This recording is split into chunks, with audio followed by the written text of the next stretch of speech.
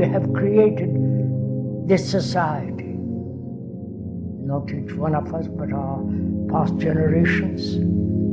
We have those and us have created this present immoral, destructive society. And we are trapped by that society.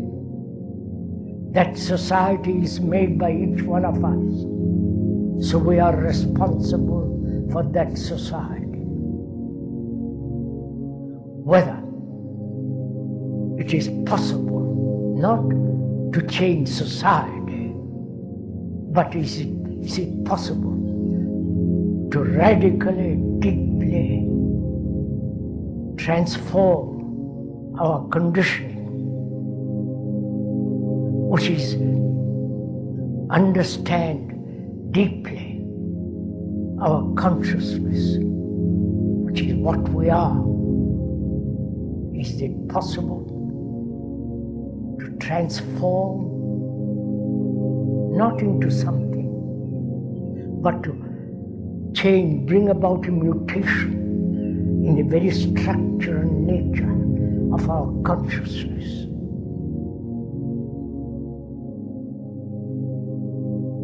That is the problem. That is the crisis. It's not political crisis, economic crisis, or the crisis of war. But the crisis is in ourselves.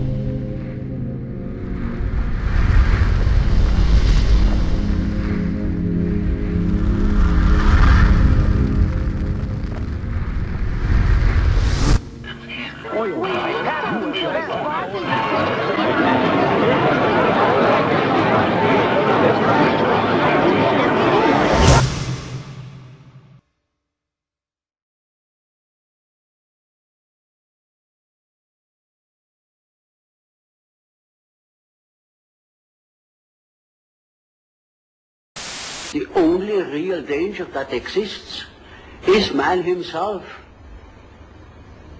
He is the great danger, and we are pitifully unaware of it. We are the origin of all coming evil.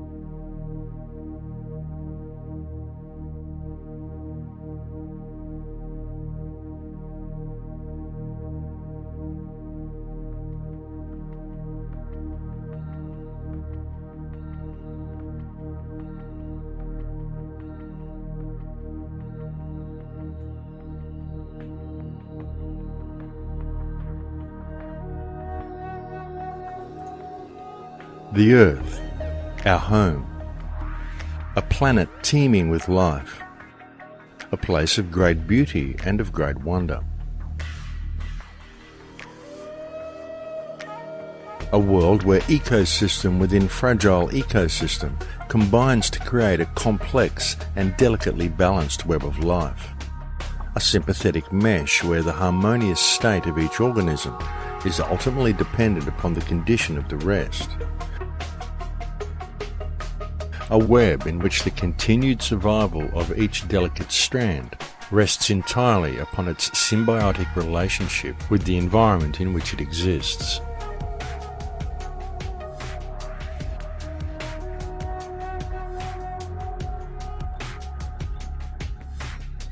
Certainly the web of life has always been a fragile one, and yet for millennia it always functioned perfectly, as everything within it held its own unique place and purpose. Within this web also dwells mankind.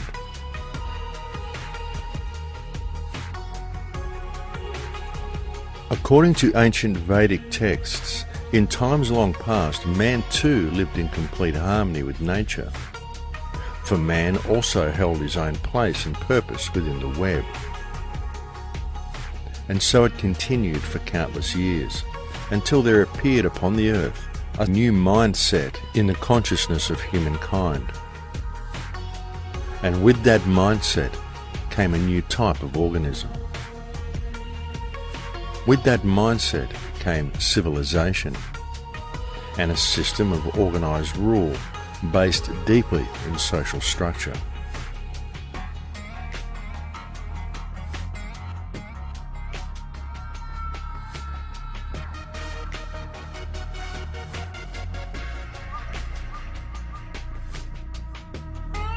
How much do we truly know about the past?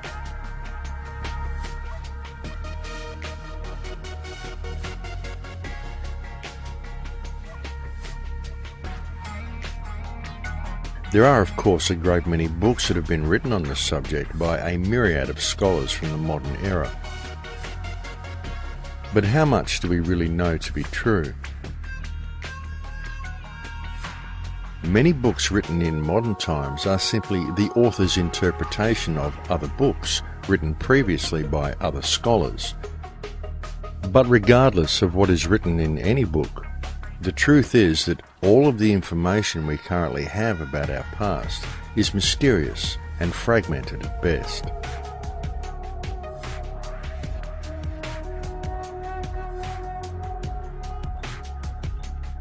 The theories presented in history books typically offer humanity a very orderly view of the past. And because these theories are presented to mankind hypnotically in printed form, most people automatically believe these concepts to be true.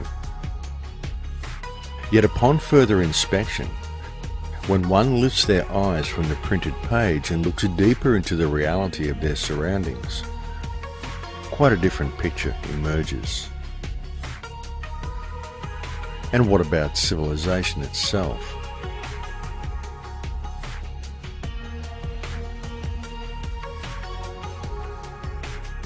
The Oxford Dictionary describes civilization as the process by which a society or place reaches an advanced stage of social development and organisation. But how often does one ever pause to consider the questions of where civilization originally came from and how advanced it actually is?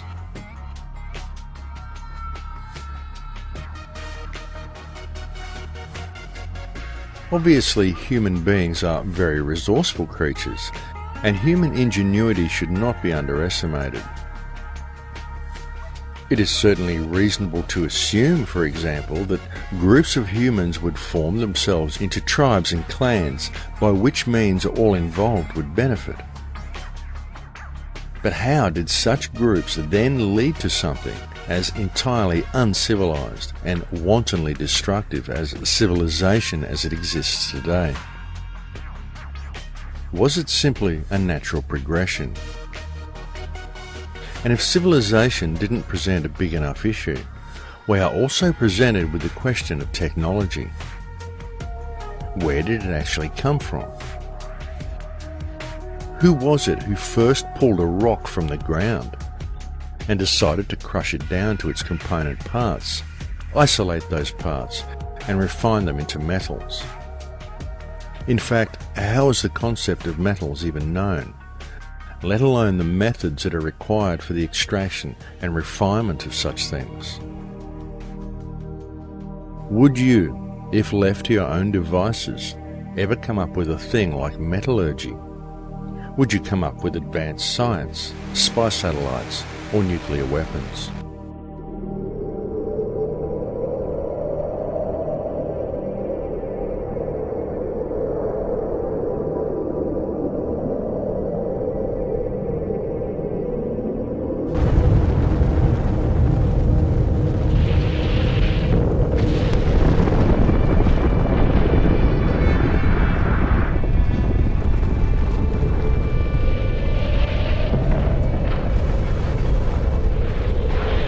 How did such inventions as these ever become part of the human psyche?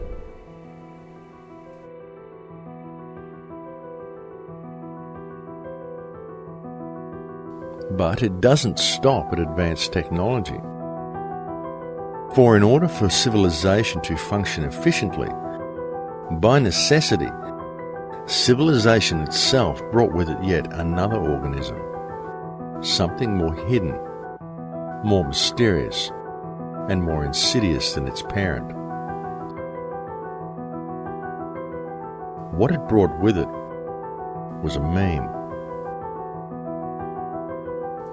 A meme is described by the Oxford English Dictionary as an element of a culture or system of behaviour passed from one individual to another by imitation or other non-genetic means. Isn't this an exact description of the system that currently controls humanity?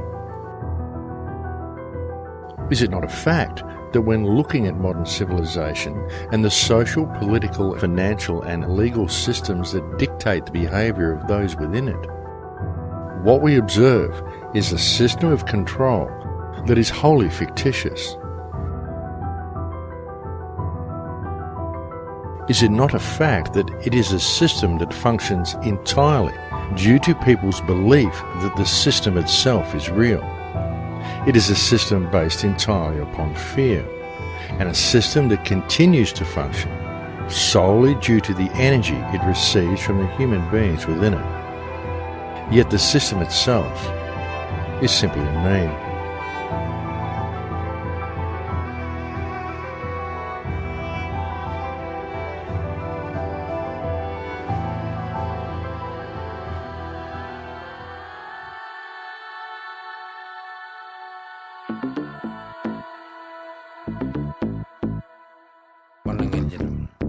You are me.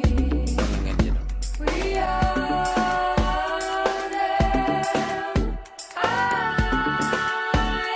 am free. We begin life with the world simply presenting itself to us, a reality that is open to individual interpretation. But then, at a very early age, we are taught to perceive things in a certain predetermined and socially acceptable way.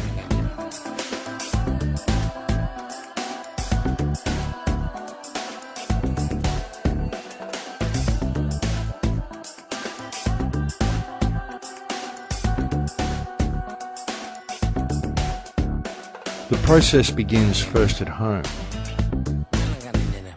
where we are influenced by the beliefs, the attitudes, and the behaviour of our parents and siblings.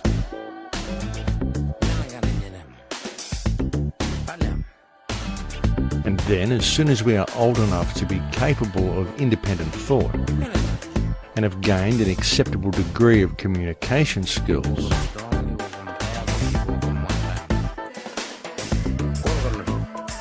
we are immediately placed within a tightly controlled education system, to then begin a process where our minds are carefully and deliberately moulded into a particular way of thinking. A process where little or no deviation from conformity is tolerated. Through a system of constant repetition, we are then taught that the world functions in a certain way, and we are only considered to be functional ourselves when we believe and are able to repeat without question that which has been taught to us during our time within the system. Throughout the entirety of our scholastic years, any independent thought is frowned upon, and instilled into each and every student is the belief that our success within the system is wholly dependent upon our ability to regurgitate on command that which has been taught to us. And we are told that upon leaving the education system, our path through life and our standing in reality itself will be determined entirely upon how economically viable our personal endeavours are.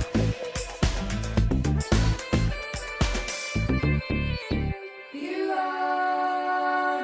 We are taught that it is only through profit and through continual financial gain that our personal success will be measured.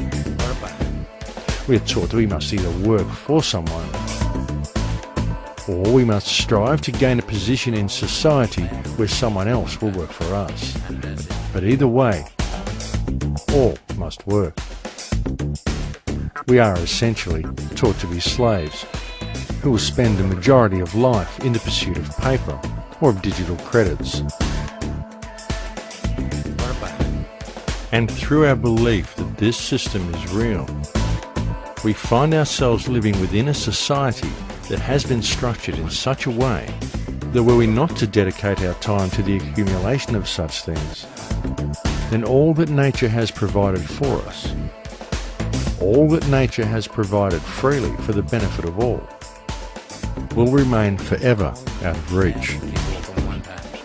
Yet in pursuing such goals in the belief that doing so will enrich our lives, all we do is give power to the meme that enslaves us, and the price we ultimately pay is the connection we once had to the world around us. The price we ultimately pay is life itself.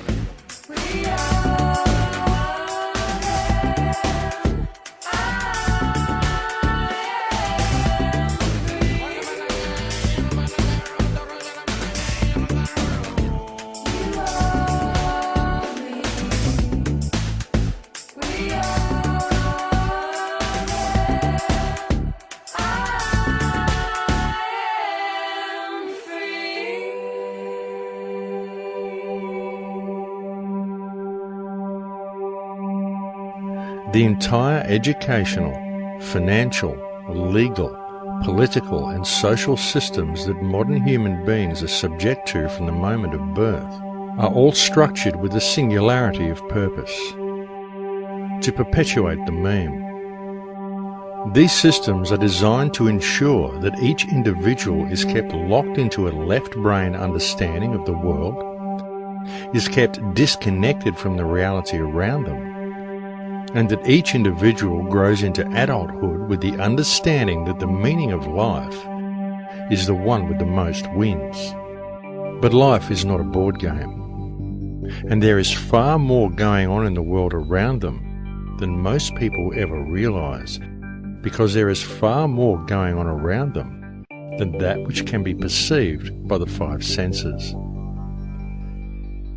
In fact, there is an entire language and an entirely different way of communicating with creation that is readily available to all.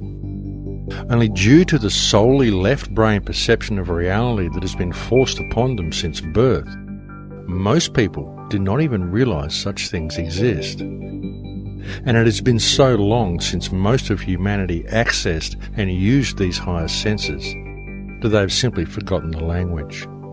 When you look at the brain, it's obvious that the two cerebral cortices are completely separate from one another. Our right hemisphere functions like a parallel processor, while our left hemisphere functions like a serial processor. Because they process information differently, each of our hemispheres think about different things, they care about different things, and dare I say, they have very different personalities. Our right hemisphere, it thinks in pictures, and it learns kinesthetically through the movement of our bodies. Information in the form of energy streams in simultaneously through all of our sensory systems, and then it explodes into this enormous collage of what this present moment looks like, smells like, and tastes like, what it feels like, and what it sounds like. I am an energy being connected to the energy all around me through the consciousness of my right hemisphere. My left hemisphere, our left hemisphere, is a very different place. Our left hemisphere thinks linearly and methodically. Our left hemisphere is all about the past, and it's all about the future. Our left hemisphere is designed to take that enormous collage of the present moment and start picking out details, and more details about those details. It then categorizes and organizes all that information, associates it with everything in the past we've ever learned, and projects into the future all of our possibilities. And our left hemisphere thinks in language. It's that ongoing brain chatter that connects me and my internal world to my external world. But perhaps most important, it's that little voice that says to me, I am. I am. And as soon as my left hemisphere says to me, I am, I become separate. I become a single, solid individual, separate from the energy flow around me and separate from you.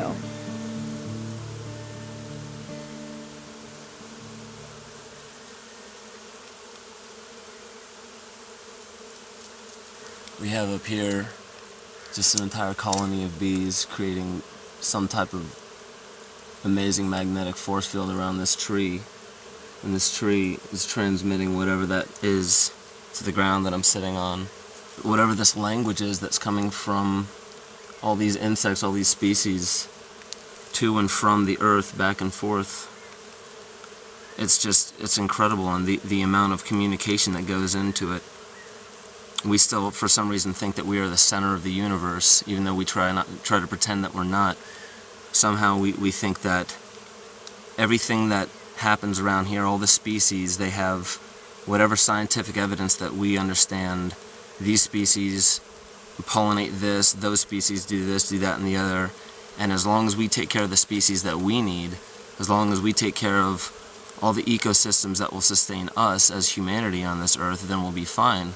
Without understanding that if you were to look at it as this spherical spider web, 360 degrees, we're just a small little portion of it. And yeah, maybe a couple 100,000, maybe a million threads or webs would contact us. But when you branch it out and you understand that this entire web is connected to another spot, and there's 100,000 pieces that connect to that, 100,000 pieces that connect to the one down here, and overall, they're all connected in some way, shape, or form. So if you remove one because you don't think it's important enough, we seem to think it's insignificant because there's no direct impact on us. But I think that's such an illegitimate way of looking at it, because how could you say that any of this is not profound? How could you say any of it is insignificant when in the long run, it's not by a random occurrence that species grow in certain areas. It's not by a random occurrence that there are certain animal species in certain areas, certain plants in certain areas, and they all develop this massive ecosystem that feeds each other. How can we not say that specific ecosystems feed other specific ecosystems? How can we not say that the oceans are important to the deserts? How can we not say that all insects and species are important to plant life, important to mineral life? So, in a sense like that, just taking in all of these species that we see around us, taking in absolutely everything that we may not even see within that, the communication between them, we only see it from our perspective, but there has to be thousands, maybe millions, maybe infinite more methods of communication, some type of dialogue between these species and one another. And maybe we don't hear that because it's not necessary for us to. But to respect it, I think respect is one of the most important languages that we've lost, and I think love is the most important language that we've lost.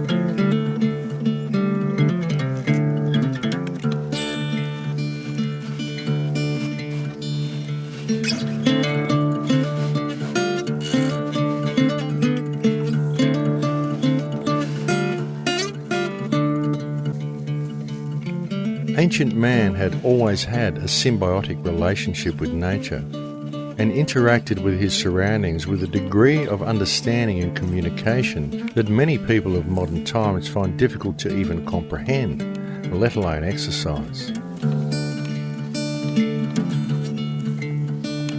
Yet, for most of humanity, this symbiotic relationship has now long since disappeared, and the language of nature has been all but forgotten. What happened? What was it that caused man to become so disconnected from the earth? And if civilization continues to follow its present course, how further disconnected are we likely to yet become?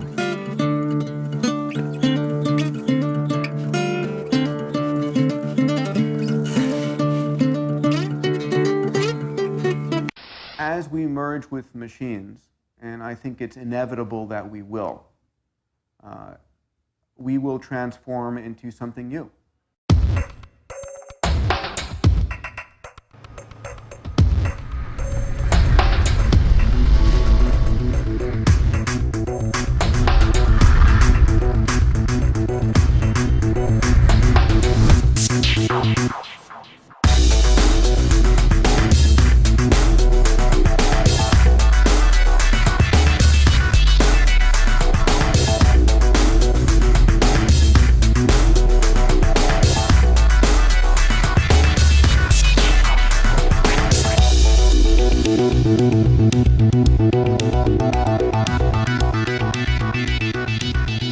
Trans-humanism, the final frontier, or the final prison? Does it represent humanity reaching its greatest potential or facing its greatest threat?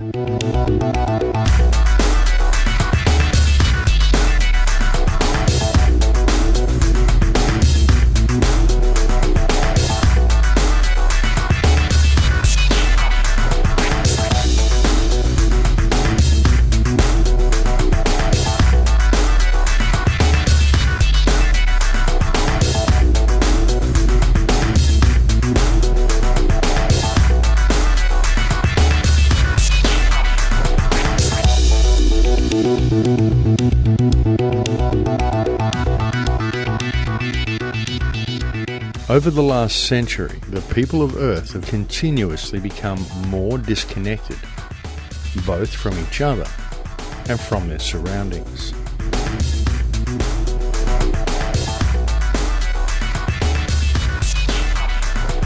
And by means of a government-controlled education system, the overall IQ of humanity has degraded significantly. And this has been a quite deliberate action.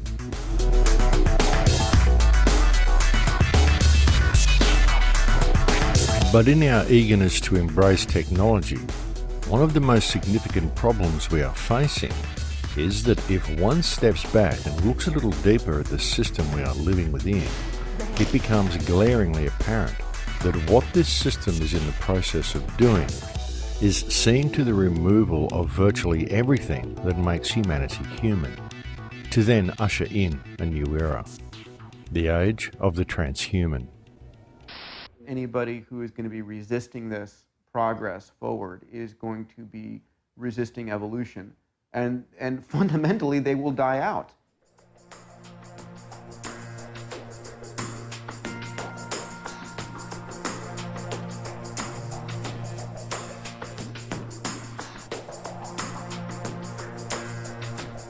Transhumanism is the high-tech dream of both the ruling elite and of numerous modern scientists, many of whom are so locked into a left-brain mentality that they see the merging of man with machine as nothing short of inevitable. And due to the lack of any real connection to reality that many people feel in the 21st century, in modern times there are a large number of average people who are actually eager to embrace the idea. And we see kids by the millions going to their doctors and their pastors nowadays saying, I don't feel anything, I don't feel human. And that's a perfect sign of the fact that individuals are no longer even able to identify with the human species anymore, because we're already in the midst of the species splitting in two, and those being still human and those others being post-human.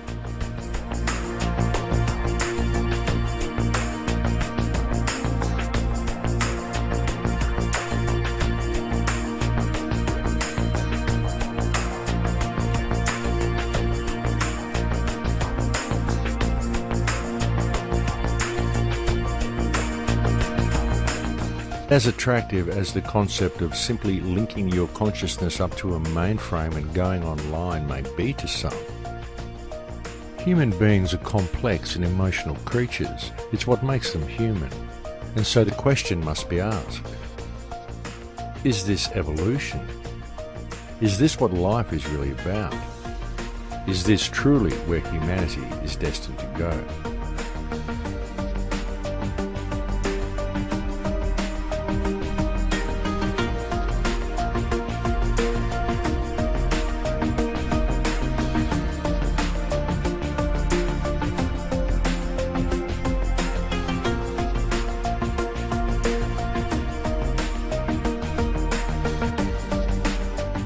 What is a human being?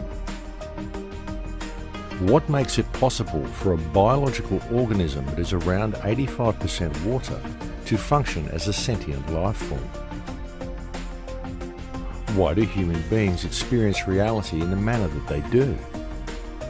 And what effect may it have upon human beings if they were to enhance themselves with technology?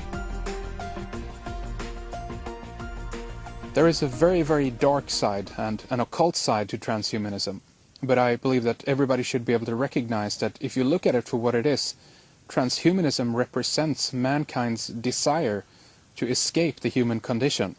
I also personally believe that transhumanism is the religion of the atheists.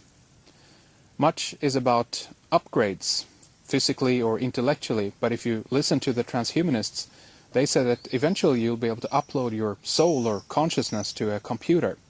And at that stage you will basically be able to decide how you would like to live, how long you would like to live, but also the rules that would be surrounding you. Transhumanism is related to technological utopianism, a futuristic science fiction world, a belief that science and technology will shape things for the better, eventually leading to a utopia. It's an updated version of an old religion, an idea of a new heaven. If you're good, if you believe in Jesus, Allah, Vishnu or Buddha, whoever, you will come to heaven. But much in the same way, if you believe now in science and technology, you are all going to reap the benefits of a new heaven that is going to be created right here on earth. We are on a quest to better ourselves, evolving toward a state of perfection.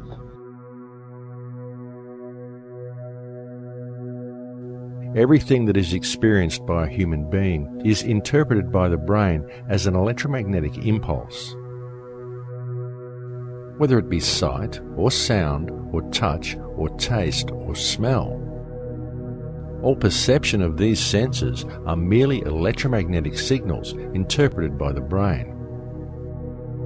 It can therefore be clearly seen that the human body is in fact an extremely advanced biological computer. And so the real question then becomes, what are the real implications and the real dangers of such a digitally controlled world? And ultimately, why? Why would humanity ever seek to blend something as complex, as highly advanced and as miraculous as the human body computer with something as inorganic and limiting as a machine that has the very real potential of being controlled by an outside source? It's not a matter of whether it's good or bad. It's going to happen.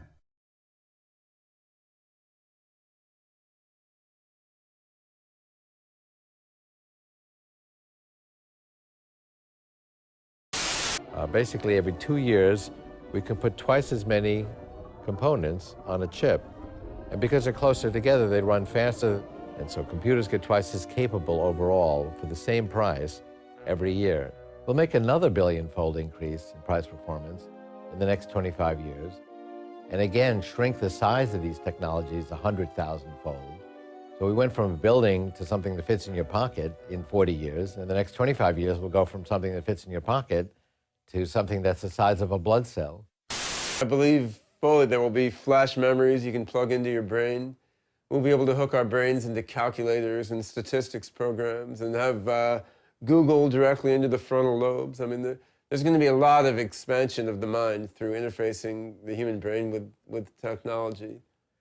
I see as a person, I'm human, and I'm really limited and restricted in what I do. So if I could come out of the singularity, being mentally and physically upgraded, yeah, I'd go for that. So I don't mind changing dramatically from what I am. Everything that characterizes what's human and what you know and all your experiences could be uploaded into the internet and run on a computer. In here we can be anything we want to be. I'll see you on the inside.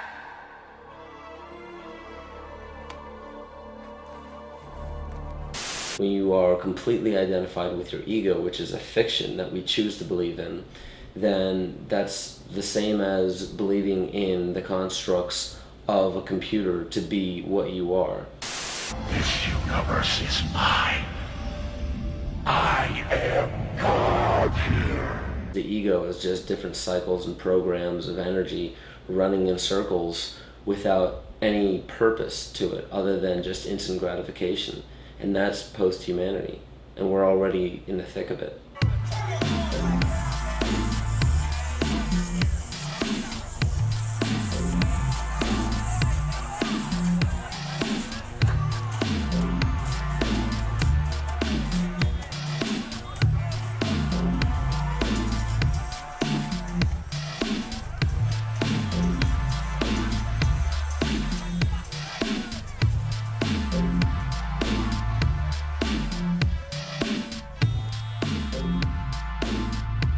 What we have in modern times is a species with only 3% of active DNA, indoctrinated into using only one side of their brain, that exists in a debt-based society in which every single person within it is required to pay to live in what is essentially temporary accommodation, as our modern consumerist-based societies build very little that is actually designed to last.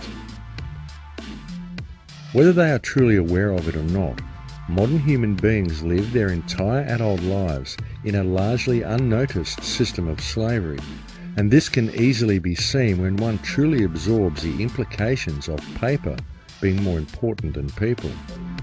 And now imagine this taken one step further, and having each person locked into a digital world in which it would be an easy task to permanently lock human consciousness into a completely false reality, enslaved into a state of permanent debt forever.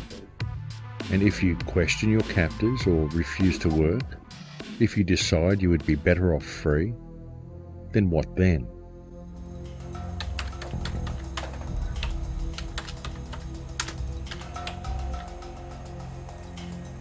Transhumanism may well be presented to the world as a method of improving mankind. Yet the question must be asked, in a corporate-controlled world, exactly what constitutes an improvement? Because looking at things from a commercial and corporate perspective, what may be seen as an improvement to one class may in fact be severely detrimental to another. The field of synthetic biology is a new frontier of science. Using nanotechnology, its goals are to improve and transcend the limits of nature. Human enhancement is being sold to us as leaping tall buildings in a single bound and having better, faster, higher intelligence, perfect health. But all of that is the sales pitch. Enhancement may in fact be degradation, our being devolved to someone else's specifications. For instance, a specimen that can work 18 hours a day, a specimen that is sterile, that will never have the responsibility of caring for others, a specimen that is even-tempered, with a narrow, predictable range of expression. All this is enhanced, improved. We approach two paths. One is based on becoming divine by expanding our consciousness. The other path is focused on becoming God in a materialistic way, using technology. I believe both will become reality, revealing the soul of the decider. We should choose carefully. For the first time in all of human history, mankind is politically awakened. That's a total new reality. And most people know what is generally going on in the world, and are consciously aware of global iniquities, inequalities, lack of respect, exploitation. The combination of the two, a diversified global leadership, politically awakened masses, makes a much more difficult context.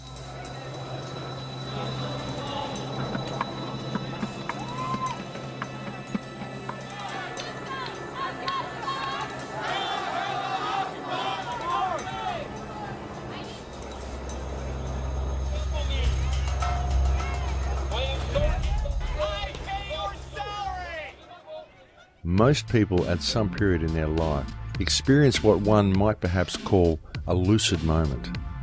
A moment when they look at life around them and they think, is this it? And then it suddenly hits them that there must be something more, that there is something more to life. Many people instinctively know that there is a great deal more to reality than what can be perceived with the five senses. But because most people think only with their left brain, they believe that connection to these realms can only be achieved through external technology, through science. A very good example of this is the internet. People find the internet with its instant connection to others and its instant access to information to be quite natural. In fact, there are many people today who simply cannot imagine life without it. The internet, in its own sense, unites humanity as one organism, able to communicate with itself spontaneously. And this becomes more true each day as more countries and more people come online. In this growing web of communication, we can clearly see the unification of mankind becoming a reality. But it is a digital version of it. One could almost say that the internet as we know it today is the central nervous system of a new humanity. A humanity that is vastly different from anything that has previously existed.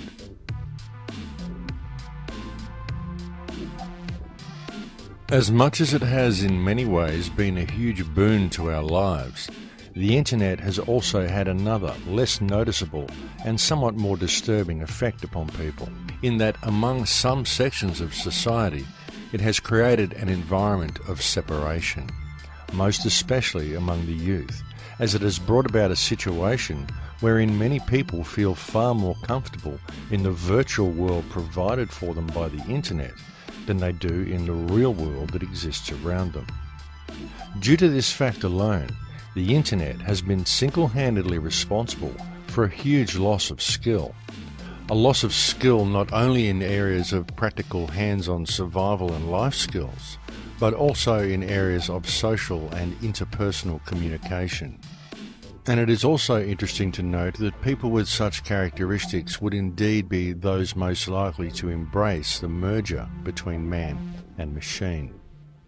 The internet, cell phones, all these other things that they've definitely enhanced our speed of communication, but they've also done something very important, and they've severed a very crucial tie between actually talking to people, looking into their eyes when you're talking to them, getting a feel for what they're actually feeling, and just in the simple fact that now everything is based upon language. We send language through the internet, we send language through the phone, language comes across through the television, and fortunately they're able to give a couple pictures and symbols and things like that, but other than that it's just based upon the language, and it's so disconnected from actual reality. Nobody ever stops and sits anymore and just sits inside an actual environment that is natural and just stops and listens to understand that that's reality. Because when we're talking, when we're jabbering, when we're watching something, when we're striving for something, when we're looking for this money, when we're looking for this car, when we're just going and going and going, that's nothing more than just a hamster on a wheel, just running and running and running, not really getting anywhere. And that's where the disconnect comes in. There's no nature in that anymore. We've completely divorced ourselves from nature. We are devoid of it now, because all in all, it all comes back to this little tube that sits in the corner of our room and tells us what reality is. And we sit there and we digest it and digest it and digest it until eventually we realize that this is just another form of poison, and all the poison is doing is disconnecting us. Right in the comfort of our own homes, simply by pushing a button and turning a dial. Well, transhumanism is the next stage on from where we are now. I mean, we have what I call the body computer, this biological body computer. And because those in the shadows understand that that's what it is, and that we are like in a cosmic version of the wireless internet, you've got this kind of infinite energy field of information of various depths and various levels of awareness and expansion, and then you're decoding this bit of the band. Now, if you decode this bit of the band, which is what this body does, then that's your world, that's your everything, if you're just only aware of that. And so we have a global population that is constantly programmed to read a certain band, and then only some of that band within it. And through that, they are manipulating us to see self and the world in very minute, limited terms. When if we just opened our minds to consciousness, we would then start going further and further into the band and getting more and more insights, more and more knowledge, more and more awareness, and suddenly we'll see what's going on.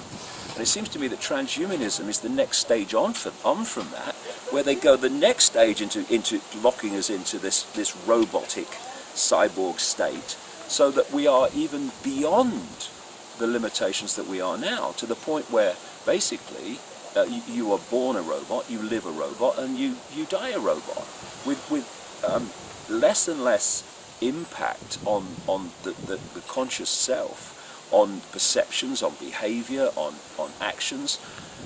And if we get to that point, which is what they want, there's a guy in Britain, a very strange man called Professor Warwick. He's famous for being implanted, he's at Reading University, for being implanted so he can turn the frickin' television on and off with his arm and all this crap. And he once said, what's the problem with loving your servitude? What is the problem with having basically technological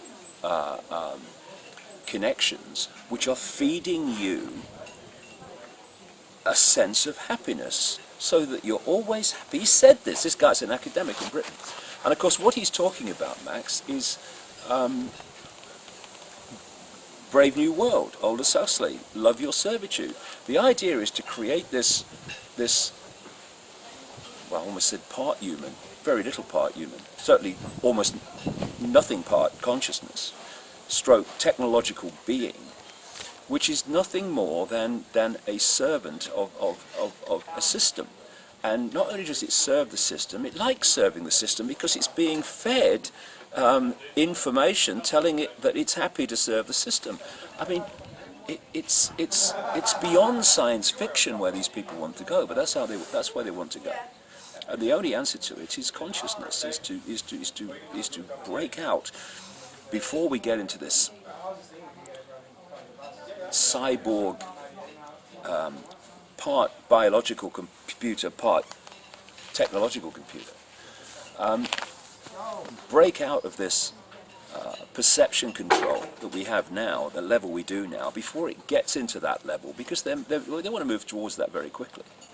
You don't have to wonder about the singularity to see remarkable changes coming from technology. Look at today and how remarkable technology is, and it's hardly stopping. There's an unanswered question of how far can you go and still be human? Technology is surely a wonderful thing, but by the same token, there can be no denying that via the manipulation of what technologies are released to the public based on their ability to generate income, rather than on the true benefits they hold, then the more technology man acquires, the more disconnected from the earth he seems to become. And it must also be clearly understood that technology itself is not the problem. Technology has most certainly been of huge benefit to our society, and it is nothing to be scared of. However, it needs to be kept in balance and used as a service to mankind. But what actually is transhumanism? What does it really mean? The transhumanist dream is perhaps best summed up by Ray Kurzweil at the close of his film Transcendent Man. And as positive and beneficial as the idea is presented to the viewer as being, the underlying tone is of the gradual assimilation of all life upon the earth, and indeed the entire universe, into one huge nano-machine, whereby the universe will become intelligent, as if it wasn't already, and at which point man himself will have created the machine god transhumanists believe human consciousness will ultimately become. In the future, everything will become intelligent. Nanobots will infuse all the matter around us with information. Rocks, trees, everything will become these intelligent computers. So at that point, we're going to expand out into the rest of the universe. We will be sending basically nanotechnology infused with artificial intelligence. Swarms of those will go out into the universe and basically find other matter and energy that we can then harness to expand the overall intelligence of our human-machine civilization. So the universe will wake up. It'll become intelligent. And that will multiply our intelligence trillions of trillions fold. You know, we can't really fully contemplate. And that's really the main reason this is called the singularity. But regardless of what you call it, it will be the universe waking up. So does God exist? Well, I would say not yet. We are the Borg. Lower your shields and surrender your ships. We will add your biological and technological distinctiveness to our own. Your culture will adapt to service us. Resistance is futile.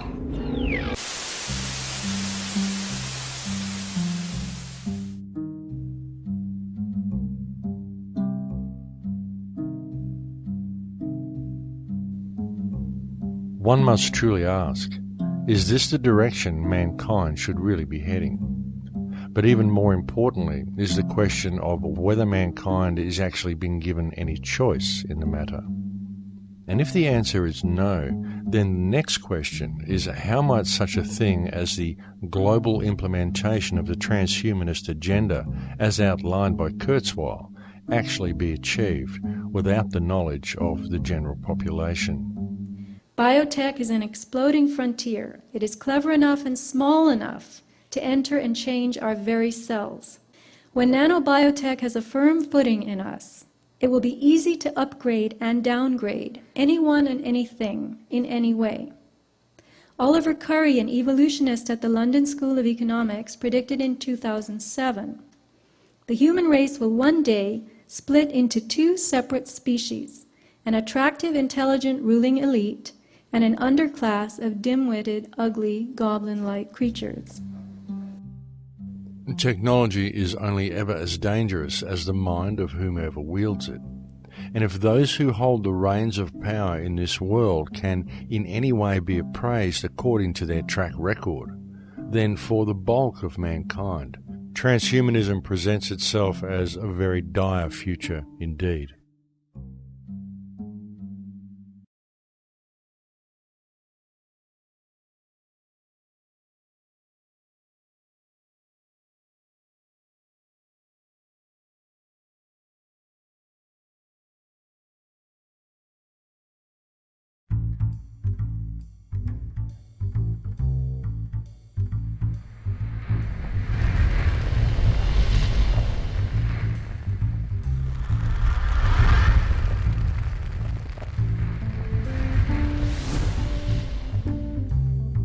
If it were possible to achieve the dream of people such as Ray Kurzweil and create a world where even the plants and rocks were fused with intelligent nanotechnology, how might such a thing be done? Very notably and quite obviously due to their microscopic size, the prospect of doing so without the knowledge of a vast amount of the population must be seen as utterly plausible. But how could such a mammoth undertaking be implemented? What delivery system could be employed to ensure the widest and most effective method of reaching the subject population?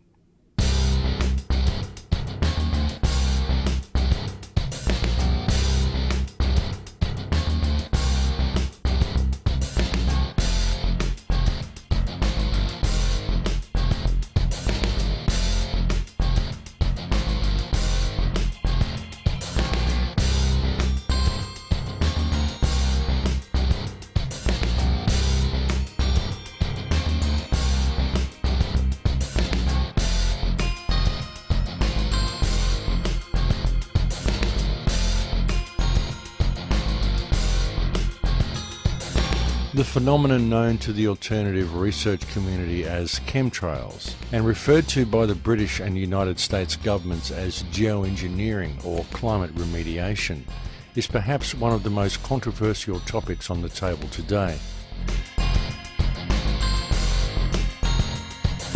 Even though the practice of climate remediation is widely admitted to by governments, there are many who remain sceptical. And generally the two main questions brought up by those who are opposed to the concept are, one, if there was any truth to the idea, then why would the perpetrators be spraying themselves? And two, the phenomenal cost of such an enormous undertaking. People say the government is up there in airplanes spraying all kinds of chemicals to change or manipulate the weather, leaving what you see there, and they call that a chemtrail. This is of interest not just in this country, but European countries and frankly all over the world. A lot of folks interested in it. We take geoengineering to mean deliberate, large-scale intervention in the Earth's system. The little picture is from a nanofabrication study, which shows you can make very high quality and do this in just a jet in a very simple way. Aerosol geoengineering looks like it is so cheap that the cost is basically not going to be an issue.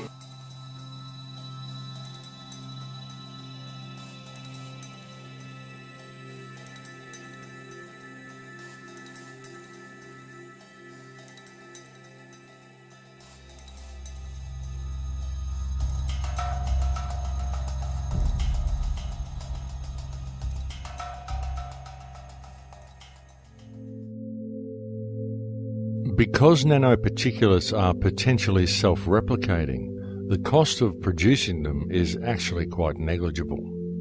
As for the question as to why the perpetrators would be spraying themselves, well, that answer is in fact a very simple one. These people want transhumanism. In fact, when one truly considers the transhumanist agenda and it begins to sink in that chemtrails seem to consist of nanoparticulates or smart dust, then the last piece of the puzzle falls snugly into place. And it is far from inconceivable that were the global population to be infused with programmable nanoparticulates, then when these tiny machines are switched on, they will simply do what they are programmed to do. And that what this may be may also be largely due to what other genetic codes have first been introduced into the host. We have more than tripled the numbers of doses of vaccines we're giving our children in the last quarter century. Up to 15 by the age of 6. Why are so many highly vaccinated children so sick?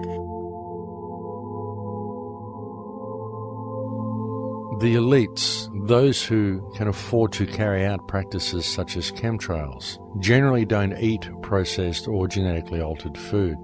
And it is extremely unlikely that they are subject to the same rigorous vaccination regime as the general public.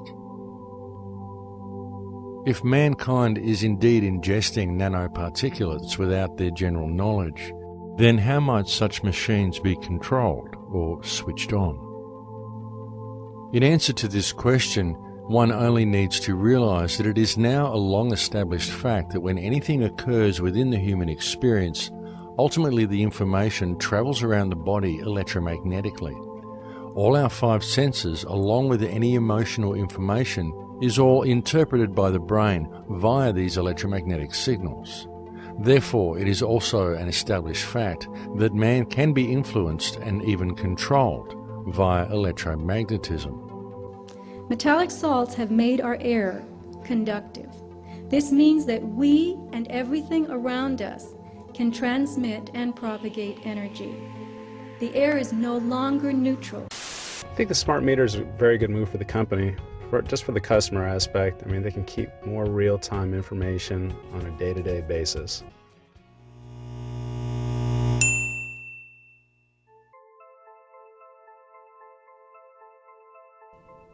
The huge awakening that has been seen in recent times leaves little doubt that mankind and consciousness itself is in a state of evolution.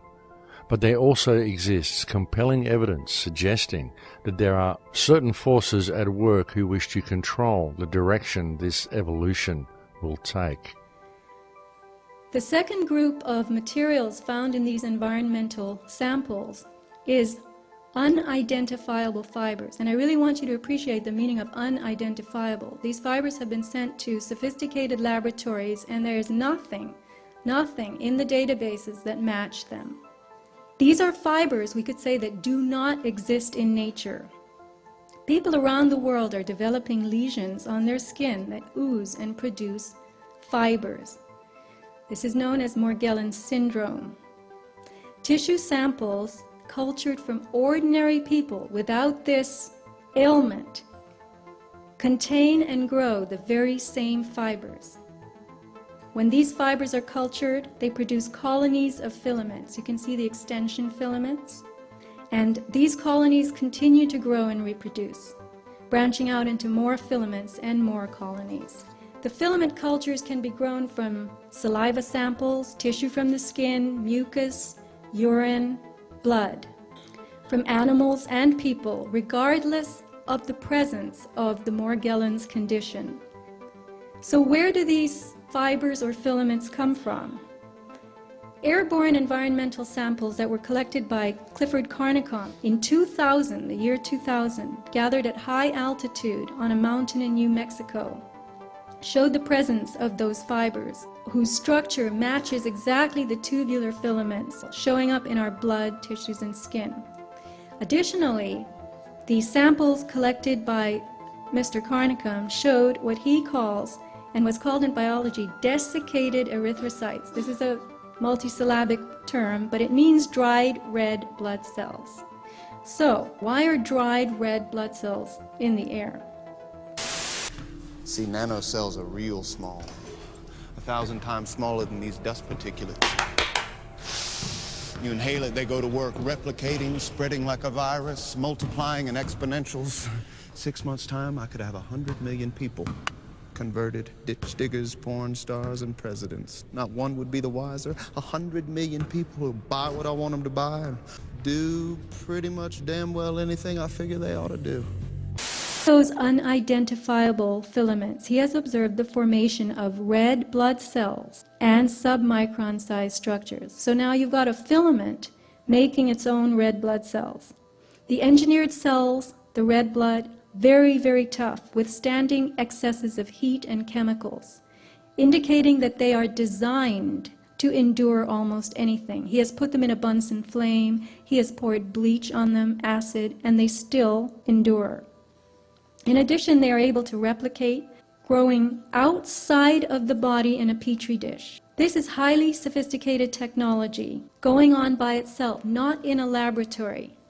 People with advanced Morgellons syndrome started with fibers coming out of their skin, and they're now observing very strange crystalline forms and metallic devices, plaque structures, even grooved metallic devices. On the right, you'll see one device, the front and the back. The fiber strands that you see here were made of cellulose and GNA. GNA is DNA's chemical cousin. It's a nanotechnology building block. The nanostructures contain additional properties not found in DNA, including the ability to form mirror image structures. Here you have a nanoarray, a tiny device used in biotech for DNA hybridization. And on the left, you see a diagram from an industry website of a nanoarray. And on the slide, you can see actually two of them. She's marked them with red X's that came out of her body, looking exactly like this. So, we begin with the emergence of basic filaments, followed by more complex structures. So what processes are going on here? Are these materials combining to form devices that are working together inside us? What is happening to our biology? And remember that tissue samples obtained from ordinary people who have no Morgellons symptoms, no lesions, can be cultured to produce the very same filaments found in people with Morgellons. So we would have to conclude that Morgellons is like the canary in the coal mine, and that only some people are exuding the materials. And could that be because their bodies are rejecting it, while our bodies are integrating it?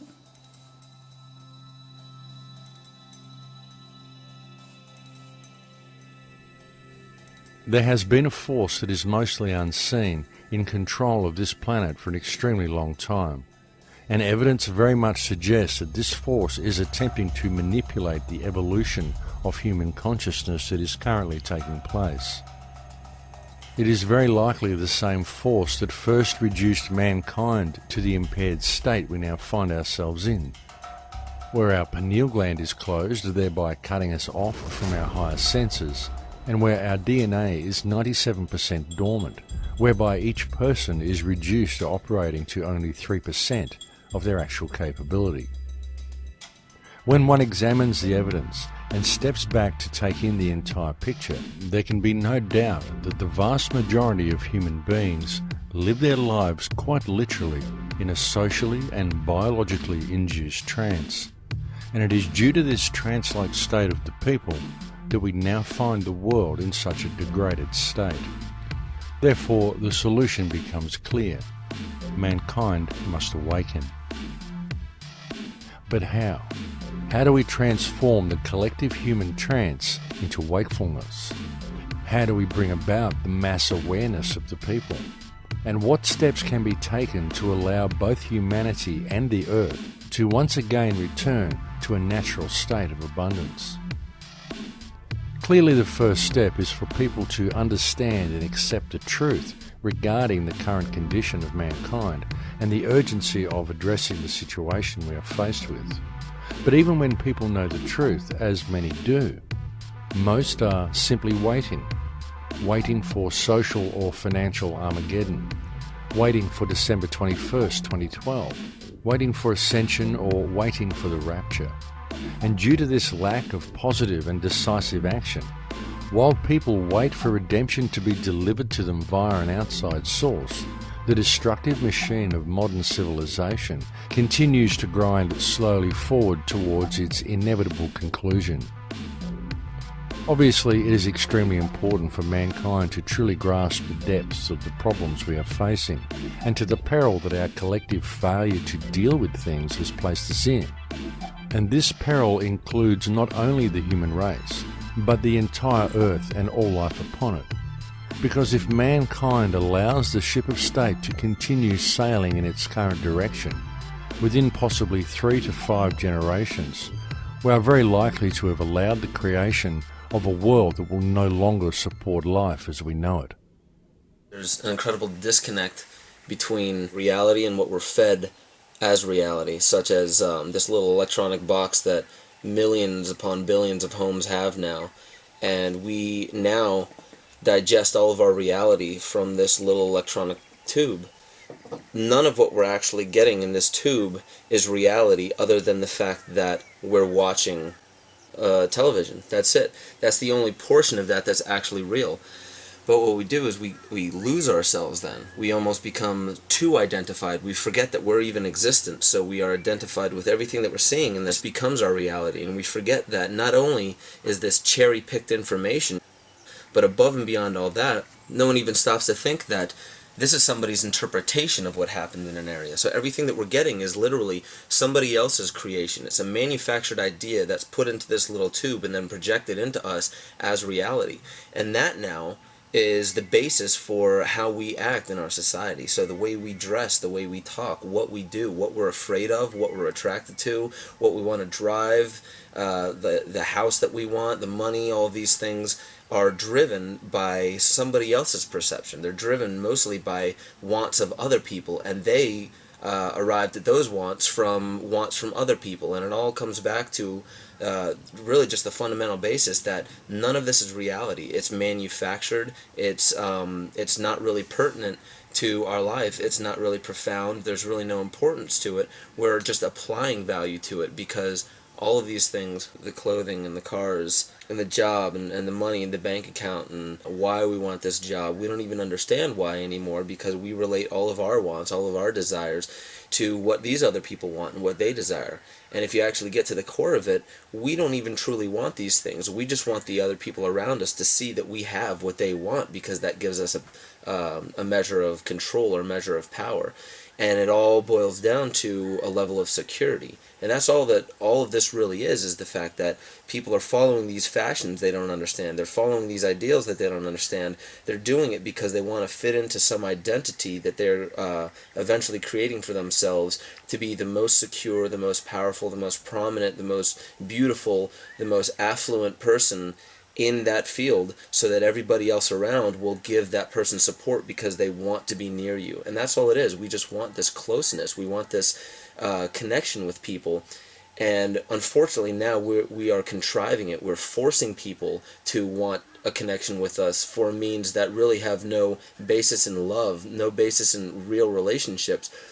So all of our relationships are based upon power and fear and based upon manipulation and lies and trying to get this and trying to get that. And none of it's true interaction anymore.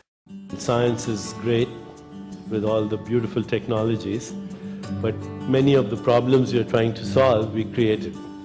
If things stay as usual, if business stays as usual, then we have about 100 years of life on this planet.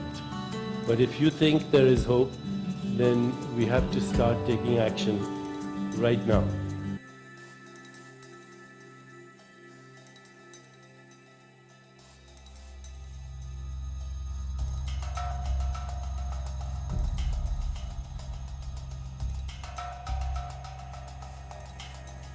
Indeed, if heavy industry and the genetic manipulation of the Earth environment is allowed to progress at its current rate, then the only life that will be able to survive on Earth will need to be of a very robust nature. Such life would be transhuman by necessity.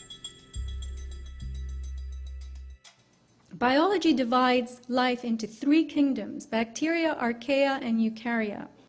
Bacteria and archaea are simple organisms with no subcellular compartments.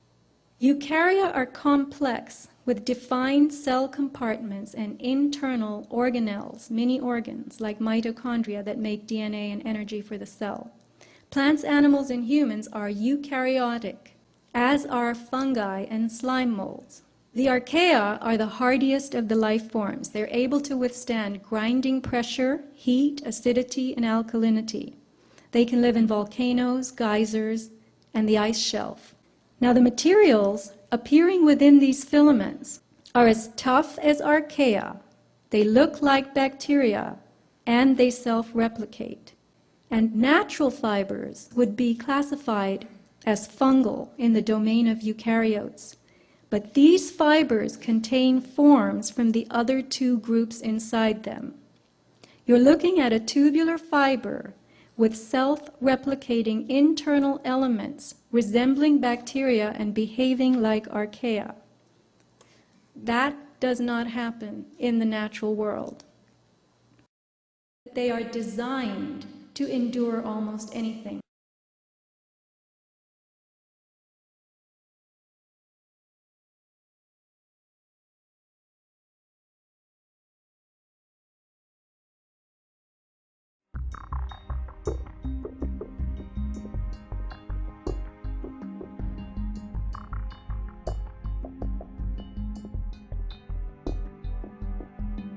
In the social and political climate of the 21st century, mankind is truly facing some very great challenges.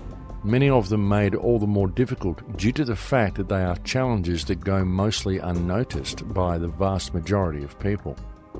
The vast majority of people in the world today only perceive the world the way it appears on the surface. However, the real truth is that the world that we live in today is actually very different to that which most people perceive it to be. Because just below the surface of everyday life, beneath the social and political distractions of the reality offered to the masses via their television, there exists another world. The world that most people perceive is simply a facade. It is an illusionary reality where nothing is what it seems. It is a world where our social system is designed to foster division. Our education system is designed to conceal knowledge. Our health system is designed to create sickness. Our financial system is designed to steal wealth. Our community is designed to create disunity. And our very civilization itself is wholly uncivilized. We live in a world where 2% of the population controls 98% of the global resources, while the other 98% of people are left to compete against each other in order to gather some small fraction of the other 2% that is left to them in order to support their lives and their families. In fact, the world of today is so disjointed and so out of balance that the most amazing part of it all is that there are actually people who cannot seem to see it. And this is because the systems of control that have been put in place to blind people to the true realities of our world have been very cleverly and very meticulously constructed. Though much of our society may appear to be free on the surface, if the truth be known, mankind is actually far from free. We are simply free range, for the world of modern times is actually a very controlled place. But the situation is not wholly lost, for the simple truth is that mankind has allowed their servants to take over the mansion. And these public servants have worked and are continuing to work to steal everything of value that they can from the people, while gradually enslaving the world to a set of rules of their own contrivance. Legislation that has been cleverly designed to remove actual law from the planet and impose in its stead the will of individuals. When one puts all the pieces of the puzzle together on the table, the chemtrails, the HAARP arrays that are appearing all over the planet, the promotion of wireless technology, the smart meters, the introduction of repressive legislations such as Codex Alimentarius, the mandatory use of Monsanto genetically modified food, the destruction of the water table, the introduction of brain-inhibiting toxins such as fluoride into people's diets, it becomes quite evident that the ruling factions on this planet are actively engaged in the genetic modification of all life on this planet in order to further the transhumanist agenda. It is being done quite deliberately and quite purposefully, and it is being done with neither the knowledge nor the consent of the vast majority of mankind. And all the evidence needed to support this conclusion is right before your eyes, if people would simply take the time to look. The truth is that everything we are facing is visible in plain sight, and so is its inevitable conclusion. It's just that people tend to focus on their own little symptom and never step back to view the entire structure of our world holistically, and thus our response to the problem is compartmentalized, essentially rendering it ineffective. And this is all done by design, because in addressing their respective symptoms, people are trained to believe they have to work within the parameters of the system, rather than addressing the actual root of the problem.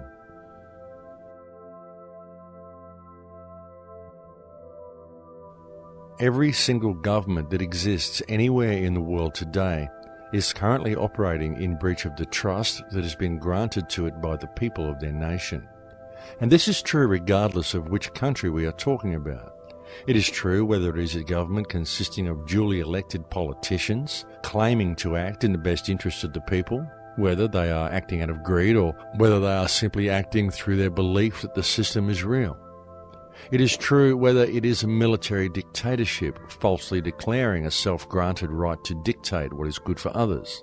It is true whether it consists of a monarchy that has declared its divine right to rule and supposedly care for its subjects. Because the reality is that every single government or ruling body in the world today is abusing the power granted to it by the people of the nation it governs. Exhibit A, the Earth.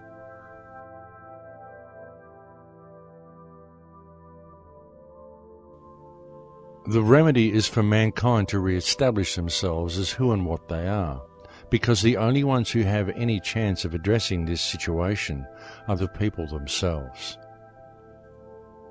The first thing to be done is for people to notice their surroundings and to realize that very simple alternatives to the wantonly destructive direction of our current system exist right now.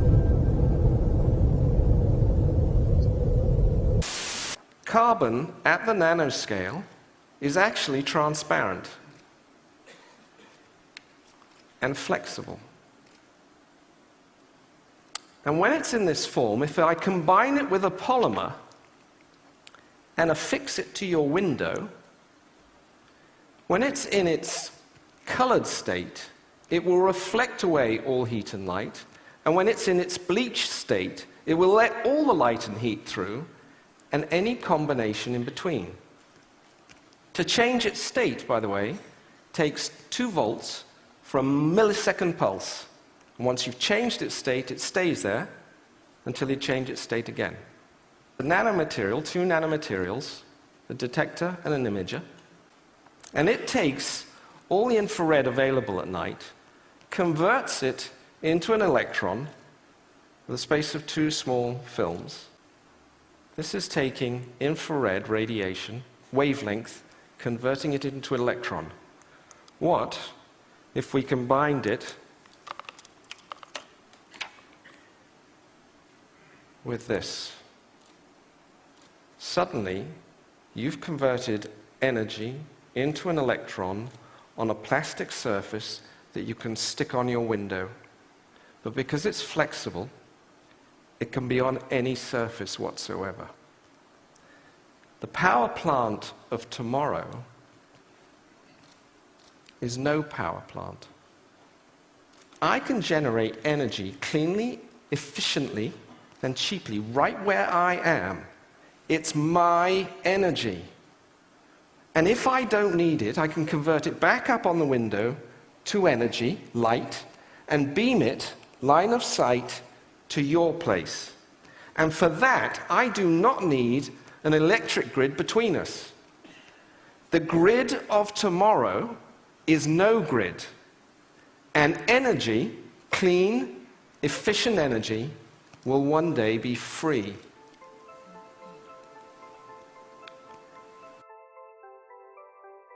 This type of technology exists right now, and the global implementation of such energy systems could begin tomorrow, thereby freeing mankind of its financial shackles and simultaneously circumventing some of the most pollutive industries on Earth. And such technology could be implemented tomorrow if the people simply did so themselves. To begin the process of change from this current destructive society, there needs to be an immediate and global movement of people. The people need to occupy everything, but in order to do so, they first need to occupy themselves. As a society, we need an immediate and global cancellation of all debt, thereby freeing each person from the clutches of financial terrorism that now hold them. And this should be closely followed by a switch to alternative energy devices such as the carbon energy device demonstrated by Justin Hall. And these steps need to be implemented by the people themselves.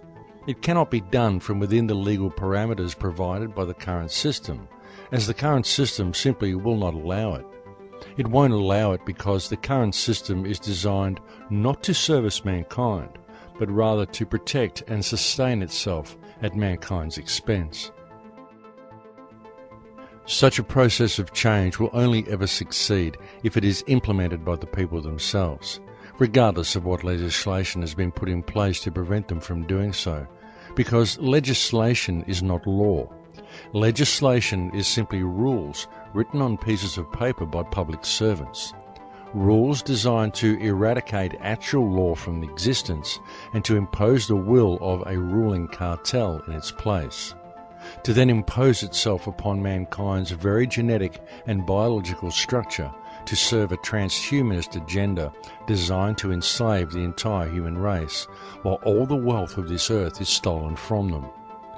And the only thing that stands in the way of this program running to its inevitable conclusion are the people themselves.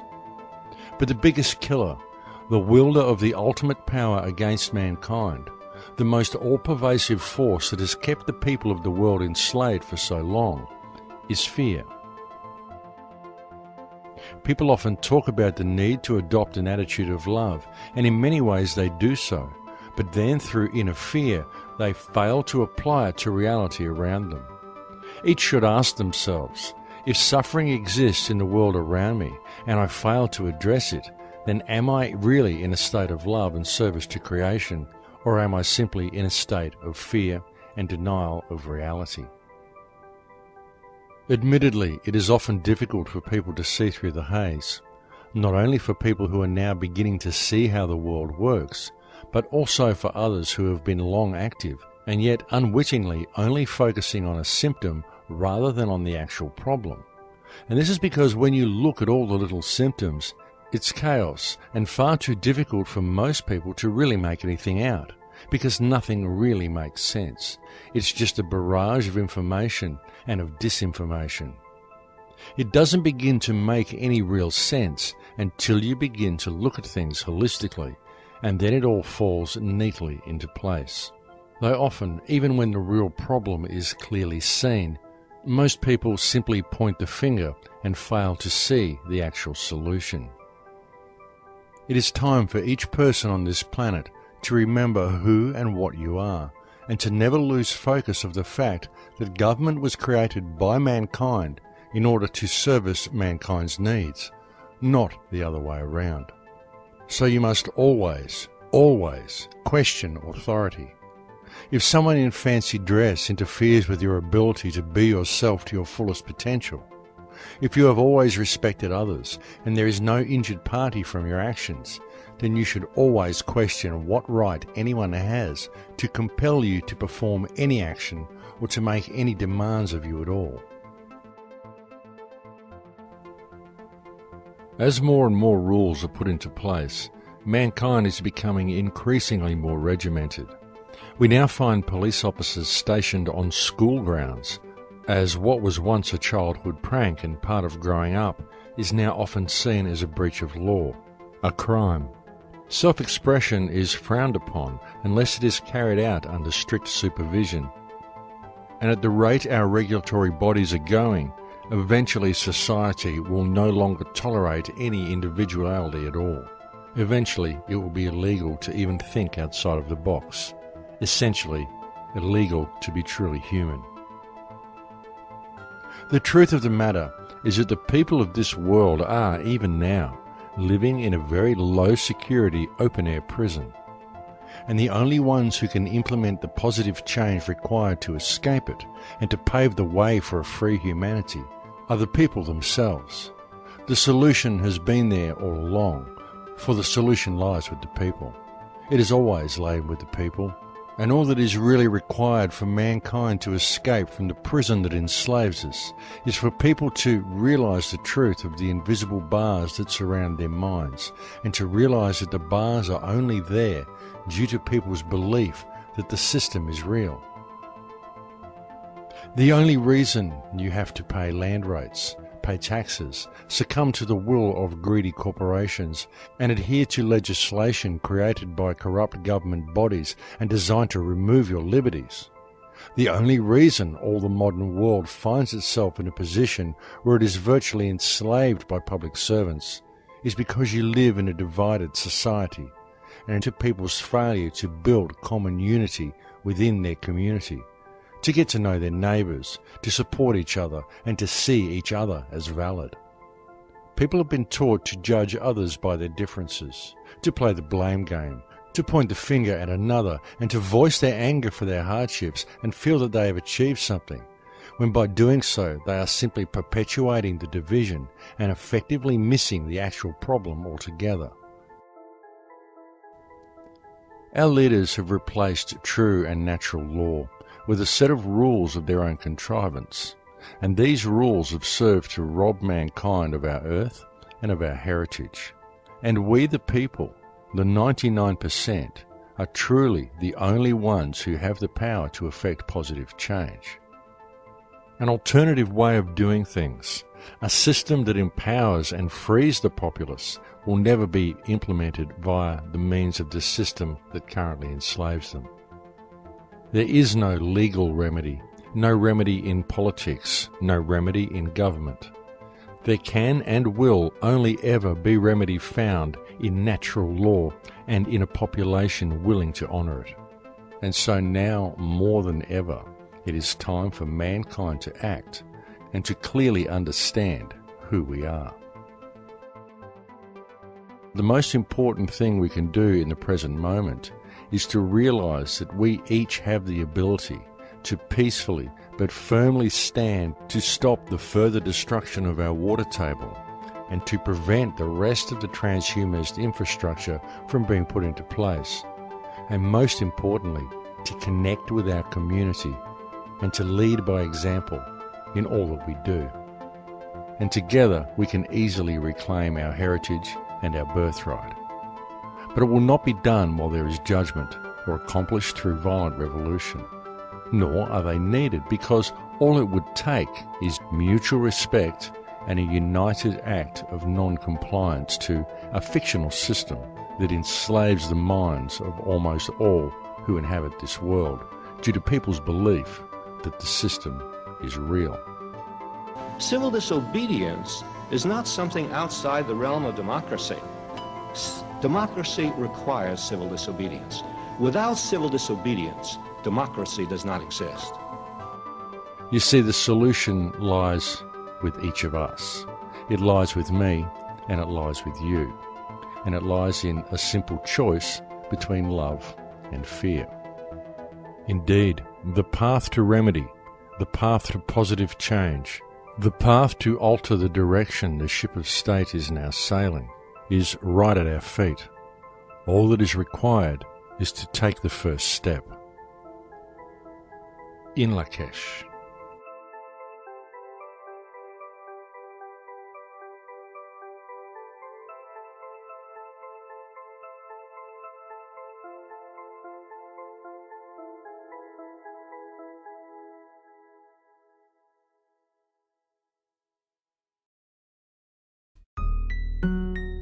It's quite comical, actually, when you realize the difference between reality and what some people are talking on TV about. You took the mark of the devil just so you can eat and breathe. Bow down at the feet and surrendered liberty.